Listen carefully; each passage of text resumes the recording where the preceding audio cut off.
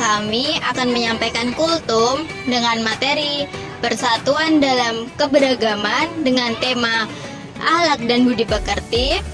Kultum kali ini berjudul tentang akhlak Islam dalam mewujudkan persatuan di tengah keberagaman.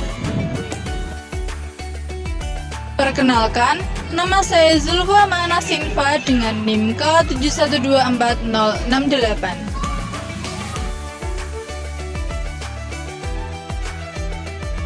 Halo, aku Amelinda Silvi Mahadani dengan NIM K71240071. Halo, perkenalkan namaku Aziza Farahsya Putri dengan NIM K71240074.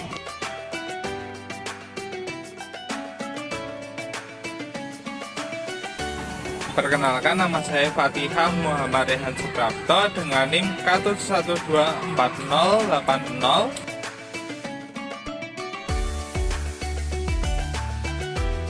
Perkenalkan, namaku Revita Miftahul Jannah dengan NIM K71240097. Assalamualaikum warahmatullahi wabarakatuh. Innal hamdalillah nahmaduhu wa nasta'inuhu wa nastaghfiruh wa na'udzu billahi min syururi anfusina wa min sayyiati a'malina. May yahdihillahu fala mudhillalah wa may yudhlil fala hadiyalah. Asyhadu an la ilaha illallah wa asyhadu anna Muhammadan abduhu wa rasuluh. Amma ba'du. Pertama-tama, marilah kita panjatkan puji syukur kehadirat Allah Subhanahu wa taala yang telah melimpahkan rahmat serta hidayahnya sehingga dapat menjadikan kita dalam satu ikatan kemanusiaan. Tak lupa, salawat serta salam tetap tercurahkan kepada Nabi kita Nabi Agung Muhammad Sallallahu Alaihi Wasallam yang telah membawa umatnya dari zaman jahiliyah hingga zaman yang terang benderang.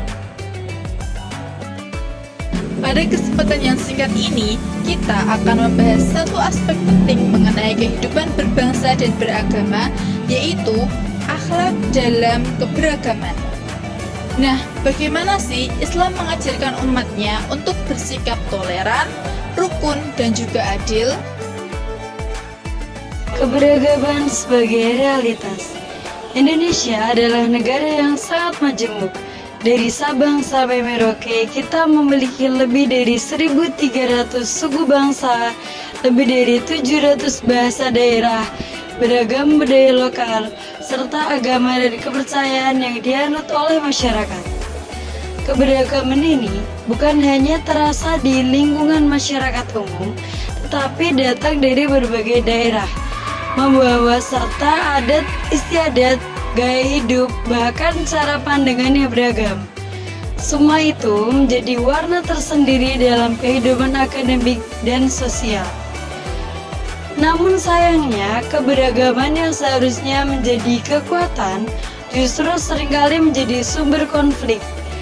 Kita masih melihat adanya diskriminasi, stereotip negatif, prasangka hingga pertentangan yang muncul akibat perbedaan latar belakang. Hal ini menjadi ironi yang besar karena sejatinya keberagaman adalah sesuatu yang ditetapkan oleh Allah Subhanahu wa taala, bukan suatu kebetulan, bukan pula suatu ancaman. Allah Subhanahu wa taala menegaskan dalam surat Al-Hujurat ayat 13 yang artinya, "Wahai manusia, sesungguhnya kami telah menciptakan kamu dari seorang laki-laki dan seorang perempuan.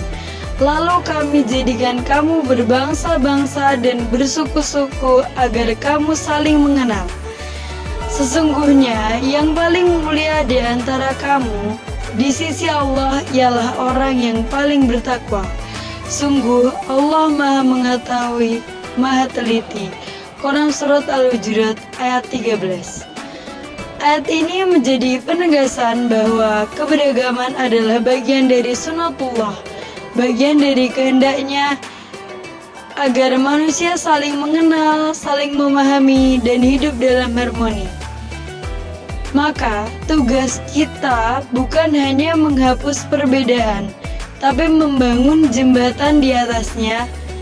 Keberagaman adalah anugerah, bukan suatu musibah. Ia adalah ladang bagi kita untuk belajar saling menghargai dan menumbuhkan toleransi sejati. Selanjutnya, toleransi sebagai nilai akhlak Islam. Islam adalah agama yang membawa rahmat bagi seluruh alam atau rahmatan lil alamin. Salah satu nilai dalam Islam adalah toleransi atau dalam bahasa Arab yang disebut dengan tasamuh. Toleransi bukanlah sikap pasif terhadap perbedaan, melainkan bentuk penghormatan aktif terhadap hak orang lain untuk berbeda keyakinan, pandangan, dan cara hidup. Dalam kehidupan yang semakin plural, khususnya di lingkungan kampus yang dihuni oleh mahasiswa dari berbagai latar belakang, toleransi menjadi fondasi penting dalam membangun suasana yang harmonis, produktif, dan damai. Islam tidak hanya mengajarkan toleransi sebagai konsep teoritis, tetapi menanamkannya secara kuat dalam ajaran Al-Quran dan praktik kehidupan Rasulullah. Berikut beberapa dasar pentingnya toleransi dalam Islam. Yang pertama, larangan mencaci agama lain. Tercantum dalam surah Al-An'am ayat 108 yang artinya, dan janganlah kamu memaki sembahan-sembahan mereka yang selain Allah, karena mereka nanti akan memaki Allah dengan melampaui batas tanpa pengetahuan.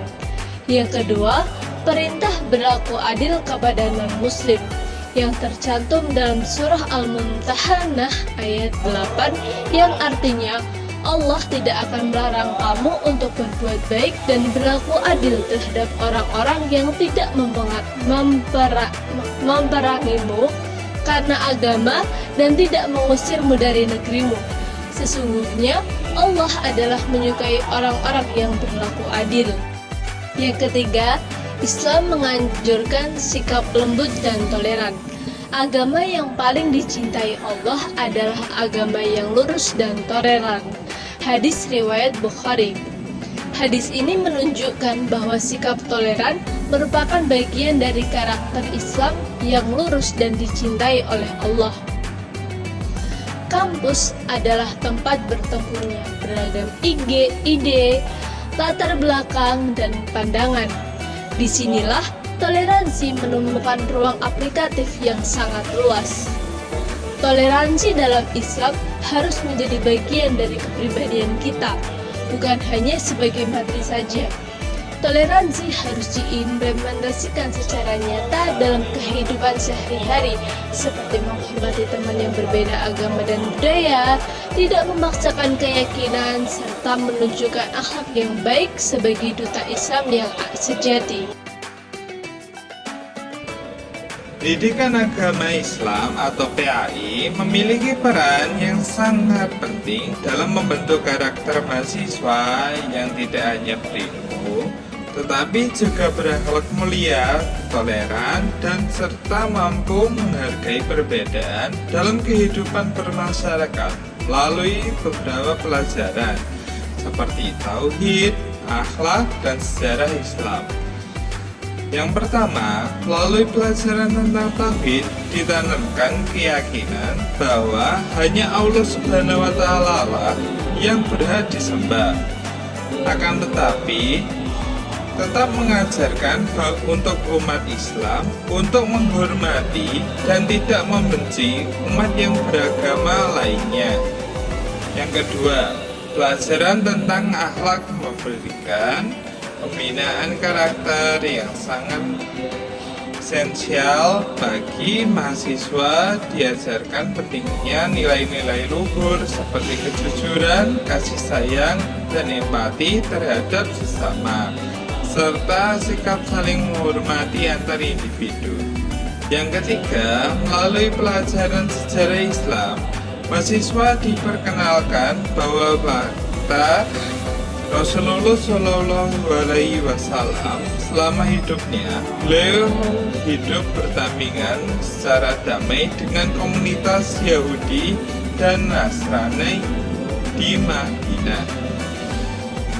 Oleh karena itu, PAI tidak seharusnya dipahami hanya sebagai kumpulan teori atau hafalan semata, tetapi juga harus diimplementasikan dalam kehidupan nyata.